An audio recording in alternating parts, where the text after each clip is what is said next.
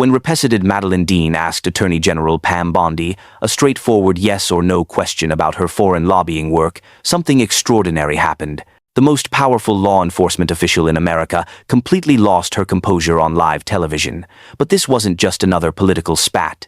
This was the moment Trump's hand-picked Attorney General revealed exactly who she really serves, and it isn't the American people.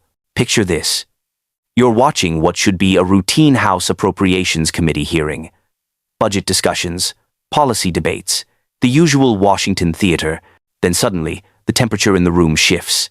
Rep. Dean, armed with nothing but facts and a Pennsylvania prosecutor's instincts, asks the question that would shatter Bondi's carefully constructed facade. Attorney General, have you ever been registered as an agent of a foreign principal under the Foreign Agents Registration Act? Simple question. Clear statute. Binary answer required. What happened next shocked even seasoned Capitol Hill observers who thought they'd seen everything during Trump's first term. Instead of a straightforward yes or no, Bondi launched into what can only be described as a controlled demolition of her own credibility. Here's what Bondi desperately hoped would stay buried. She worked as a registered foreign agent for Qatar, the same Qatar that just handed Donald Trump a $400 million private jet because, in Trump's own words, it's prettier than his current aircraft. Let that sink in. The nation's top law enforcement officer previously took money from a foreign government whose gifts to her boss now raise serious questions about American sovereignty and independence. When Dean pressed for a simple yes or no answer, Bondi's response was nothing short of spectacular in its evasiveness. I assume you're talking about when I represented the country of Qatar for a very short time, she stammered, immediately trying to minimize and deflect. But Dean wasn't buying the spin. She wanted the truth, and she wanted it on the record. That's when Bondi made the fatal mistake that would define her tenure as Attorney General. Instead of owning her past or defending it with facts, she went full MAGA meltdown mode. You want to talk about incompetence? You're the one that said Joe Biden on PBS was competent. You had to retract those words. Bondi shot back, her voice rising with barely contained fury. Watch that moment again. Notice how Bondi's entire demeanor shifts from nervous defense to aggressive attack. This is what happens when someone who's used to operating in the shadows suddenly finds themselves under the harsh lights of accountability. Dean had exposed a nerve, and Bondi's reaction told us everything we needed to know about where her loyalties truly lie. But Dean wasn't finished. With the precision of a seasoned prosecutor, she continued her line of questioning about whether Bondi had disclosed her foreign agent status during her Senate confirmation hearings. The answer was devastating. No, she hadn't. The woman now charged with enforcing American law had failed to fully disclose her work for a foreign government during the very process designed to vet her qualifications and conflicts of interest. Don't talk to me, Bondi snapped, her composure completely gone. Don't insult me publicly. These aren't the words of a confident law enforcement official defending her record. These are the desperate words of someone who knows they've been caught red-handed and has no legitimate defense. Dean's response was masterful. This is so discourteous. This is so outside the committee's guidelines. Taking a personal shot at me while swiping at Biden? Very strange and very unprofessional of you. In those few sentences, she managed to highlight Bondi's complete abandonment of professional norms while maintaining her own composure and dignity. The exchange revealed something crucial about the Trump administration's approach to governance. When confronted with legitimate oversight questions, their officials don't provide answers, they attack the questioners. When asked about conflicts of interest, they don't explain their ethics safeguards, they deflect to partisan talking points. When pressed on matters of national security and foreign influence, they don't demonstrate transparency, they hide behind executive privilege and personal attacks. Consider the broader implications of what we witnessed. Bondi's work for Qatar wasn't some minor consulting gig. Qatar is a country with complex relationships throughout the Middle East, significant investments in American businesses, and strategic interests that don't always align with American priorities. When the nation's Attorney General has financial ties to such a government, and when that same government is showering her boss with luxury gifts, Americans have a right to know about potential conflicts of interest. Dean understood this, which is why she pressed so hard for clear answers.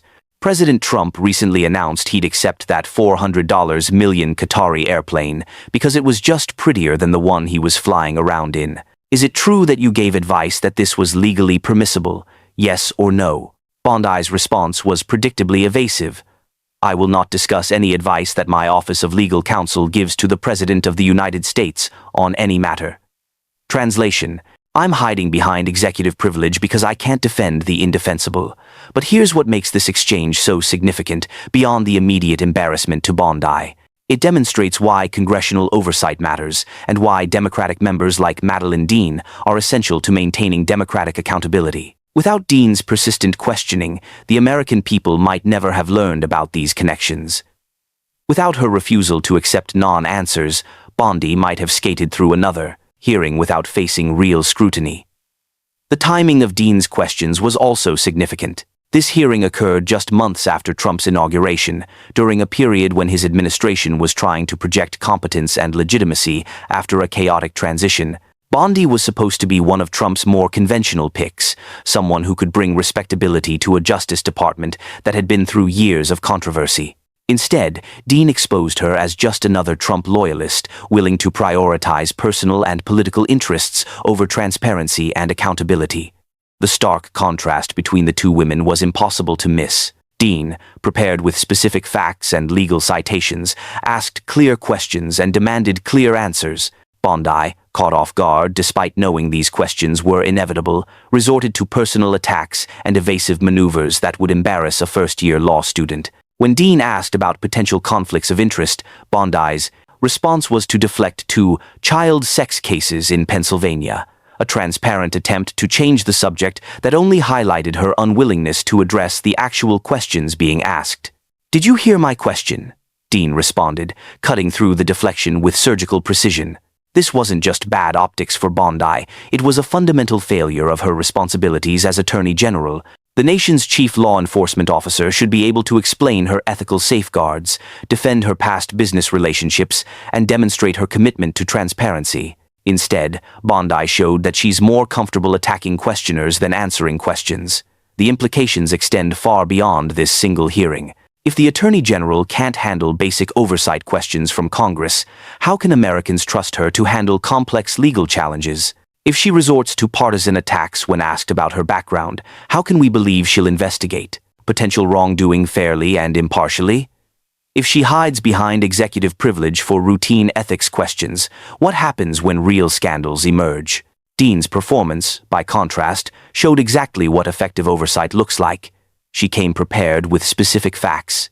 She asked clear questions that demanded clear answers. She refused to be intimidated by Bondi's attempts at deflection and attack. She maintained her professionalism even while Bondi abandoned hers. And she made sure the American people got to see exactly who their Attorney General really is. The most telling moment came when Bondi, clearly flustered and off balance, tried to turn the tables by attacking Dean's previous statements about President Biden.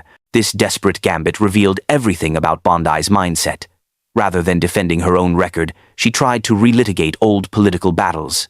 Rather than addressing legitimate oversight concerns, she attempted to score partisan points. Dean's calm response, pointing out how strange and unprofessional this behavior was, highlighted the fundamental difference between someone conducting legitimate oversight and someone trying to avoid accountability at any cost. What makes this exchange particularly damaging for Bondi is that it wasn't based on speculation or partisan interpretation. These were questions about documented facts. Her registration as a foreign agent, her disclosure during confirmation hearings, her potential involvement in approving Trump's acceptance of foreign gifts. These aren't matters of political opinion, they're matters of public record and legal requirement. Bondi's inability to handle these basic accountability questions raises serious concerns about her fitness for office. The Attorney General position requires someone who can navigate complex legal and ethical questions with clarity and precision. Instead, Americans got someone who melts down when asked to explain her own background. The damage to Bondi's credibility from this single exchange is likely irreversible. Every future appearance will be measured against this moment of spectacular unprofessionalism. Every future investigation she oversees will be viewed through the lens of her Qatar connections and her refusal to address them honestly. Every future statement about ethics and accountability will ring hollow after her evasive and hostile performance before Congress. But perhaps most importantly, this hearing demonstrated why democratic oversight is essential to American democracy. Without persistent questioners like Madeleine Dean, officials like Pam Bondi would never face real accountability for their actions and connections. The American people would never learn about potential conflicts of interest that could compromise their government's decision-making. In just a few minutes of questioning, Dean managed to expose the hollow nature of Trump's promises about draining the swamp. Instead of independent public servants committed to transparency and accountability, Americans got someone who worked for foreign governments and then melted down when asked about it. The lesson here extends far beyond this single exchange. It's a reminder that democracy depends on officials who are willing to ask hard questions and demand real answers. It's a demonstration of why congressional oversight matters, regardless of which party controls which branch of government. And it's proof that sometimes the most powerful weapon against corruption and incompetence is simply refusing to accept non-answers to legitimate questions. Madeleine Dean did her job that day. That strong time, ax, unworry, sinteri cassins, and to lee time. She asked the questions American voters deserve to have answered. Pam Bondi failed hers spectacularly, showing exactly why Trump's approach to governance remains a threat to democratic norms and accountability. The 5 words that started it all, agent of a foreign principal, revealed everything Americans needed to know about who their Attorney General really serves. And Bondi's meltdown in response showed that she knows it too. This moment represents more than just one official's embarrassing performance. It's a window into how the Trump administration operates when faced with legitimate oversight. The pattern is always the same: deflect, attack, and hide behind privilege rather than provide straight answers to straight questions. Bondi's behavior wasn't an aberration. It was the Trump playbook in action. Consider what this means for ongoing and future investigations under Bondi's leadership. If she can't handle basic questions about her own background without losing composure, how will she fare when investigating complex cases involving powerful interests? If she defaults to partisan attacks when pressed by Democrats, how can Americans trust her to pursue justice impartially? The Qatar connection also raises troubling questions about the decision-making process within the Trump administration. When foreign governments are providing luxury gifts to the president while his attorney general has financial history with those same governments, the potential for compromised judgment becomes impossible to ignore. Dean's questioning exposed these connections not to score political points, but to ensure the American people understand how foreign influence might be affecting their government's decisions. What made Bondi's meltdown so damaging wasn't just the substance of her evasions, but the stark contrast with Dean's professional competence. While Bondi was shouting about insults and competence, Dean remained focused on the facts.